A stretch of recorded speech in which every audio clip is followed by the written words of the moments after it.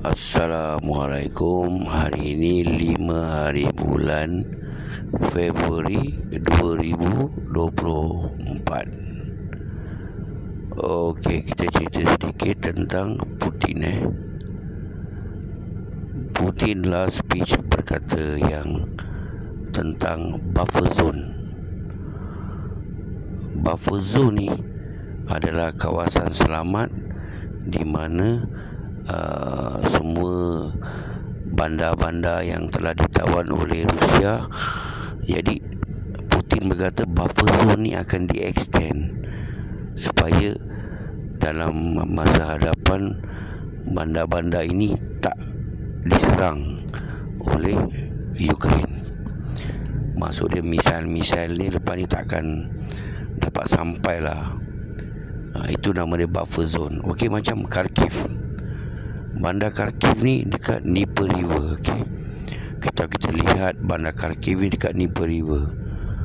Jadi kalau Rusia, Putin berkata akan ada buffer zone yang lebih jauh dia akan buat untuk selamatkan Kharkiv, bandar Kharkiv ni daripada diserang di masa hadapan. Jadi maknanya lepas ni Rusia akan menyerang selepas Dnieper River. Itu maksudnya. Sekarang kita rasa Dnieper River ni adalah kawasan selamat, boleh jadi kawasan sepadan satu hari antara Ukraine dan Rusia. Pasal Dnieper River ni pun bukan kecil kan, besar. Kita rasa macam ni adalah macam garisan sepadan lah. Tapi tidak, kali ini mungkin akan lagi lebih. Rusia akan pergi, akan jangkau. Ini adalah amaran Putin untuk Ukraine lagi. Mungkin lepas ni Rusia akan pergi lagi jauh, lebih daripada Dnieper River. Ini adalah speech terakhir daripada Putin.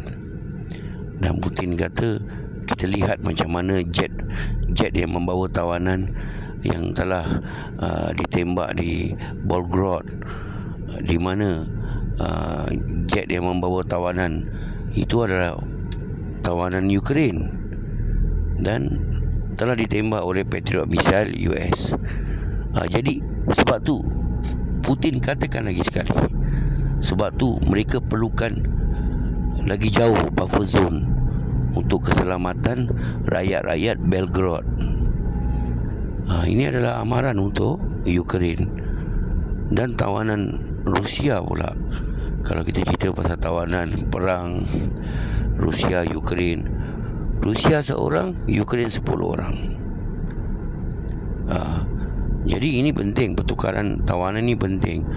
Ialah kita sebagai askar Rusia,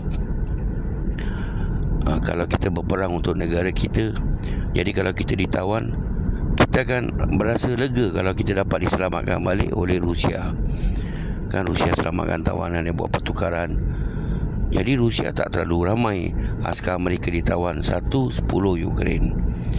Yang hari tu yang mati kat dalam jet pejuang tu pun, kapal perang tu pun askar Ukraine, ditembak oleh Ukraine. Sebab itulah beberapa hari ni kita ceritakan tentang buffer zone, kawasan selamat untuk kawasan-kawasan yang Rusia dah dapat. Dan hari ini juga ada seorang yang bernama Tucker Carlson. Kalau orang yang mengikuti berita dunia, Tucker Carlson ni dekat US. Dia seorang yang mulut memang becok tentang dunia. Dia menceritakan daripada A sampai Z apa yang terjadi di dunia ni. Sampai hingga kan dia dibuang kerja oleh syarikat penyiaran dia dibuang kerja.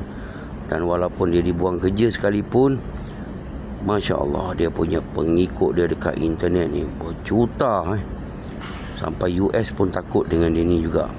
Dan dia berada di Rusia, tapi dia tak cakap dia nak interview siapa. Tapi orang menantikan apabila dia berada di Rusia. Dan kemungkinan dia akan interview Putin Putin pula suka kalau orang interview dia ni tak payah pakai nota, dia boleh cerita sampai A sampai Z. Ini yang Putin punya favourite kalau interview. Kalau di interview 3-4 jam pun dia boleh berbual Putin ni, masya-Allah. Putin ni petah berkata tanpa paper Putin ni. Dan Neocon menggelabah apabila Tucker Carlson ni ada di US, kerana kalau berjuta pengikut dia dekat US ni, pasti US rakyat US akan tahulah A sampai Z apa yang terjadi di Ukraine. Dan beberapa hari ini Victoria Nuland pula berada di Kiev, dan kedatangan dia ke Kiev hanya membawa malang kepada rakyat Kiev.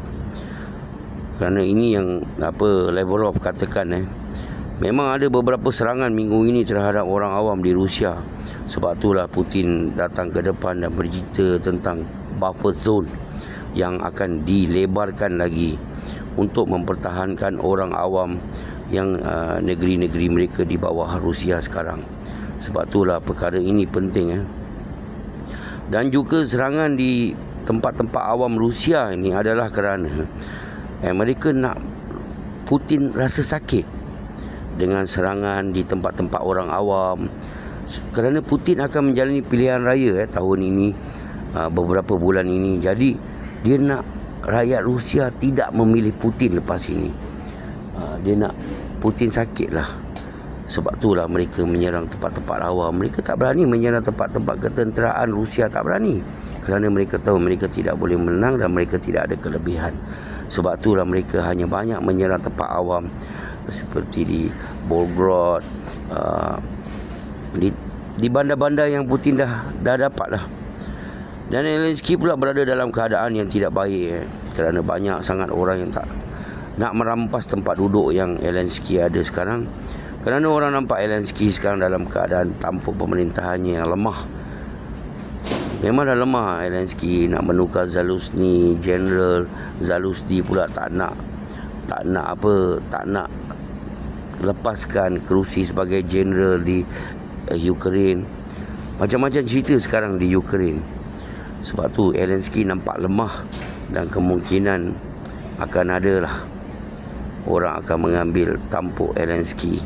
Dan dia pun dah kenyang, dia dah bolehlah pergi ke luar negara, duduk kat banglo mewah dia. Dan kita cerita sedikit tentang Yaman hari ini Sebelum kita cerita sedikit tentang Yaman, jangan lupa yang mana belum subscribe, please subscribe. Yang mana belum like, tolong like. Bagi algoritma channel abang ini akan naik kalau anda membantu abang. Terima kasih banyak-banyak. Dan Yaman serangan terhadap Yaman semalam, Yaman telah menyerang misail balik ke Southern Israel. Nampak? Mereka telah menyerang misail ke Israel. Dan mereka membuktikan walaupun mereka diserang dan mereka akan menyerang balas terhadap Israel. Dari Al-Shabi Iraq berkata Iraq akan bersihkan Iraq dari askar luar negara. Dan Al-Qassam Brigade berkata yang minggu ini sahaja 43 tank dan vehicle Israel telah dimusnahkan. Dan dari mula perang, tank dan vehicle Israel telah dimusnahkan sebanyak 1,100 telah dimusnahkan oleh mereka. Dan Israel pula banyak lagi askar mereka sehari ini berundur Makin banyak askar mereka berundur, tapi serangan masih ada lagi di Gaza.